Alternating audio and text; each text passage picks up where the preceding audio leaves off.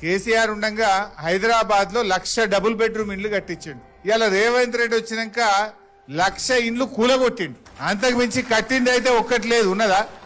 ఒక్కటన్నా ఉన్నదా? దయచేసి ఆలోచన చేయండి. అంటే ఈ హైడ్రా బగాయించాలి. హైడ్రా బంద్ కావాలంటే కాంగ్రెస్ ను ఓడగొట్టాలి. పేదల ఇండ్లు కూలద్దంటే కాంగ్రెస్ ను ఓడగొట్టాలి. రేవంత్ రెడ్డి ఏమంటాడు?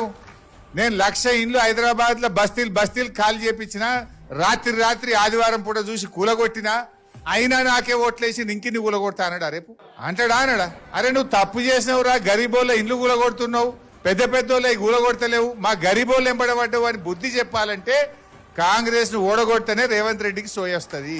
నేను 4,000 పింఛన్ ఇవ్వకపోయినా, అక్క చెల్లెళ్లకు 2,500 ఎగబెట్టినా నాకే ఓటేసి నీకు ఇచ్చేదే లేదు పో అన్నాడా? మరి బిడ్డ నువ్వు ఎగబెట్టినావు కనుకనే నేను ఓడగొట్టినావు, ఇస్తావా సస్తావా అని మనం గట్టిగా జూబ్లీ హిల్స్ ఓట్లతోని రాష్ట్ర ప్రజలందరికీ వచ్చేటట్టు చేయాలి మనం.